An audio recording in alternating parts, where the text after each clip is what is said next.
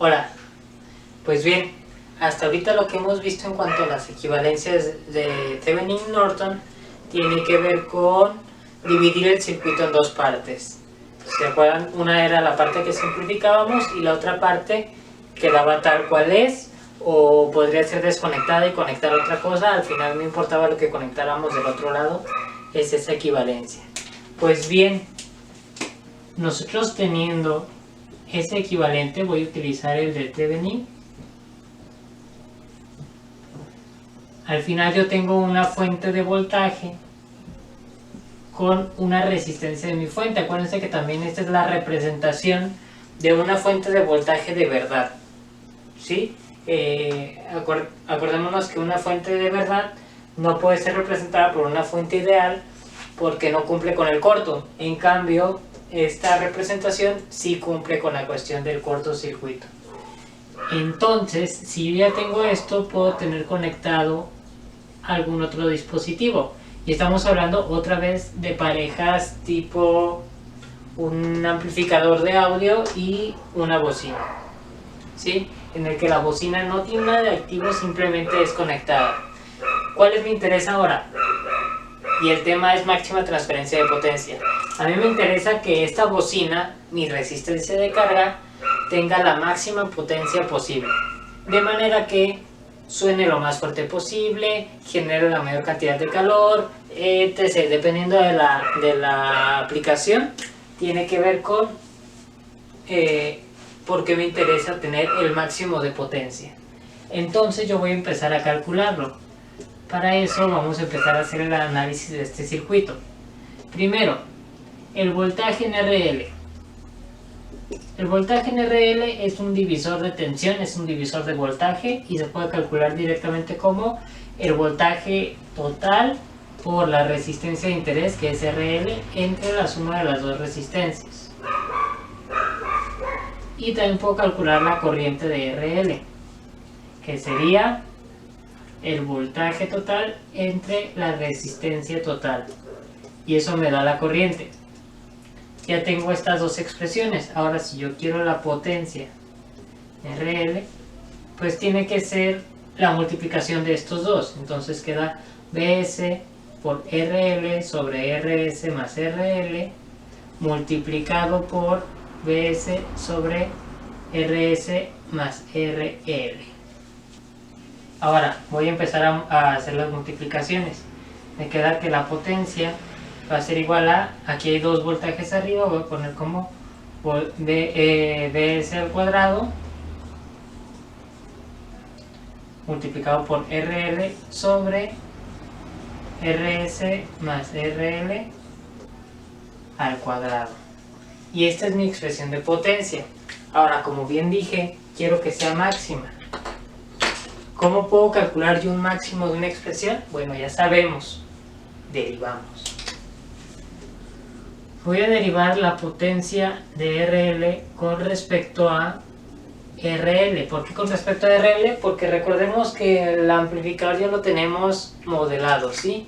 Es un circuito muy complejo que al final me representa esta fuente. Lo que yo puedo modificar es mi bocina o mi carga, ver de qué tamaño en cuanto a resistencia tengo que conectarlo para tener la máxima transferencia de potencia. Entonces va a ser la derivada de esto, ¿no? Que es Bs al cuadrado por RL sobre Rs más RL. La derivada de eso. Con respecto a RL. Si digo con respecto a RL, quiere decir que mis otras dos variables son constantes. Entonces vamos a empezar a derivar. Si recordamos la derivada de un cociente, porque esto es un cociente, voy a definir U, que es la parte superior, que sería Bs al cuadrado por RL, y la UB sería Rs más RL al cuadrado, que aquí me hizo falta ponerle el cuadrado. Aquí está. La derivada de U sobre B con respecto a X es igual a U'B menos V' sobre B al cuadrado. Entonces vamos a empezar a hacer la derivada. La derivada de U, que es esto de arriba, pues es una constante multiplicado por RL, la derivada va a ser BS cuadrada. Y eso va a multiplicar V, RS más RL al cuadrado. Y luego se resta lo que sería U por la derivada de esto de abajo. Si se fijan, esto de abajo se deriva simplemente pasando el 2 hacia la derecha, sería 2 veces RS más RL. Por la derivada de lo de adentro, la derivada de lo de adentro es 1, entonces queda igual. Entonces nos va a quedar 2 BS cuadrado RL por RS más RL. Y esto se divide entre RS más RL a la cuarta. ¿Sí? ¿Por qué es esto al cuadrado?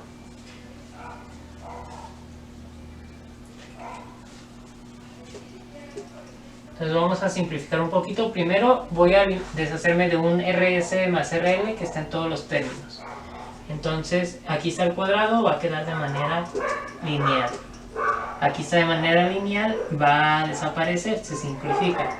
Y abajo lo tenemos a la cuarta potencia, va a quedar al cubo. Y así nos queda. Muy bien, ahora voy a igualar esto a 0. ¿Para qué? Para maximizar mi potencia.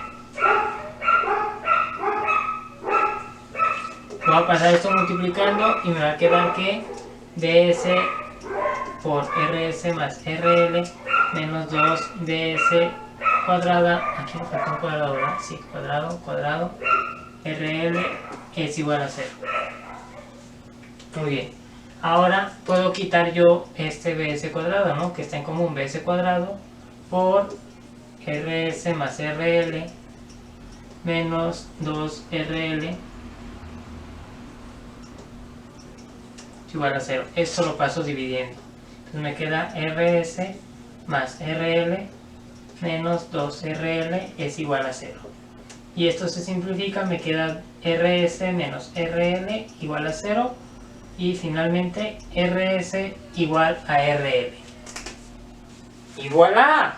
Entonces me queda rs igual a rl. Esto quiere decir que estas dos resistencias tienen que ser iguales para que la transferencia de potencia sea máximo. Y si son iguales, pues claramente el voltaje va a ser exactamente la mitad. Y ese es el punto óptimo para yo obtener una potencia máxima. ¿Sí? Y este teorema también se puede demostrar mediante el equivalente de Norton, que no hace falta resolverlo, digo, al final también lo pueden trabajar con una derivada y al final les va a quedar exactamente el mismo resultado, puesto que la transformación de fuente también nos dice que es equivalente. Y es a lo que tenemos que llegar básicamente. Llegamos a que nuestro circuito se va a simplificar a través de obtener la misma resistencia tanto en la parte emisora como en la parte receptora de la señal.